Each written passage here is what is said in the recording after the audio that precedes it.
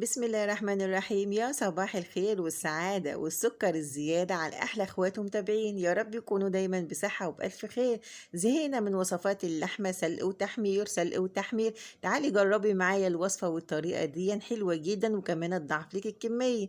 أول حاجة كده معايا حلة فاضية على النار من غير إضافات، هضيف فيها كمية من اللحمة، وكمية طبعا بيكون حسب الرغبة أو حسب أفراد أسرتك. متقطعة كده قطعة مكعبات صغيرة، وكمان انا غسلتها كذا دور تحت الميه كده، وعصرت عليها كمان نص ليمونه وما نقعتهاش. اللحمه ما بتتنقعش عشان خاطر ما تفقدش القيمه الغذائيه بتاعتها. هنزل باللحمه كده كلها او بالكميه كلها في قلب الحله، وبعد كده هنستنى عليها لغايه لما كل السوائل اللي فيها تنزل وتتشرب منها. اتمنى منك تشجعيني باللايك والاشتراك وتعليق كده حلو منك، وتاخدي جوله بسيطه في قناتي المتواضعه، ان شاء الله تستفيدي معايا. ويا ريت تكتبي لي انت بتتابعيني من اي بلد عشان انا بفرح جدا جدا وارحب بيكم. هنستنى بقى كده نفضل نشوح في اللحمة لغاية لما تنزل كل السوائل اللي فيها، وكمان تشرب المية اللي هي نزلتها، اي نزلت كل السوائل اللي فيها، وادانا لها كده صدمة بالمنظر اللي انت شايفاه دون. وكمان هندي لها سنة تحمير زي ما انت شايفة كده، انا كنت شغالة على نار عالية. هنفضل نقلب ونشوح في اللحمة لغاية لما تشرب كل السوائل اللي هتنزل منها، ولغاية لما لونها يبدأ يتحمر معايا كده وتشمي ريحة اللحمة معاكي. هننزل هنا بكمية بصل متقطع على ايدينا مكعبات من الصغيرة. وكمان انا عايزاكي تكتري في كميه البصل هنا، لان كميه البصل هنا بتخلي لك الاكله دي او الوصفه دي بتدي لها تسكيره حلوه قوي قوي. وكمان هو بيدوب في قلب الاكله دي، يعني ما بيبانش. كتري بصل عشان تطلع معاكي حلوه كمان، وكمان تفرط معاكي في قلب الكميه. هنفضل نقلب ونشوح كل كميه البصل كده، يتكات وحركاته مع اللحمه. ايوه كده نفضل نشوح كده البصل مع اللحمه بالمنظر اللي انت شايفاه كده. عايزه اقولك ان ريحه الاكله طلعت من دلوقتي. وبعد كده هنبدا ننزل كده بميه سخنه على اللحمه بالمنظر اللي انت شايفاه دون، وبعد كده بفضل اعلي بقى النار. عايزه اقولك ان ايدي الكاتل دي طلعت معايا في ايد، والكاتل طلع في ايد تانية، مش عارفه ازاي. الحمد لله الرخر ماسكاه من فوق ومن تحت، ربنا ستر والله العظيم. هنفضل نقلب بقى كده. هدي للحمه كده تقليبه بعد ما زودتها ميه، وهتزودي الميه زياده شويه عن اللحمه بالمنظر اللي انت شايفاه دون. وبعد كده تعالي نضيف هنا البهارات يا ست الكل. معايا هنا معلقه صغيره من السكر دون، ما كانش الملح. السكر اللي يا ست هدى، السكر بيسرع عمليه اللحمه، وكمان بيخلي لك ريق الاكل بتاعك مسكر. وبعد كده هضيف رشه كده من الفلفل الاسود وثلاث فصوص من الحبهان وبس. الثلاث فصوص من الحبهان دول مفتوحين، وركزي في ثلاث عددهم عشان خاطر هنشيلهم من قلب الاكل لما ناخد الطعم والريحه بتاعتهم. هنديلهم تقليبه، وبعد كده هنغطيهم واسيبها لغايه لما تستوي، لغايه لما تستوي معايا نص تسويه زي ما كنا بنسوي اللحمه بالظبط.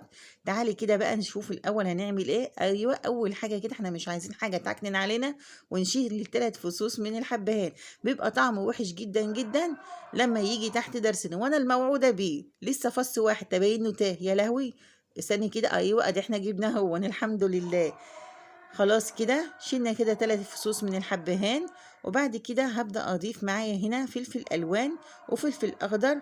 قرن من الفلفل الأحمر والأصفر والأخضر. فلفل الألوان بيدي تسكيرة حلوة أوي أوي للأكل. لما يكون رخيص يا ست الكل يبقى هاتيه وقطعيه كده وفرزيه في قلب الفريزر.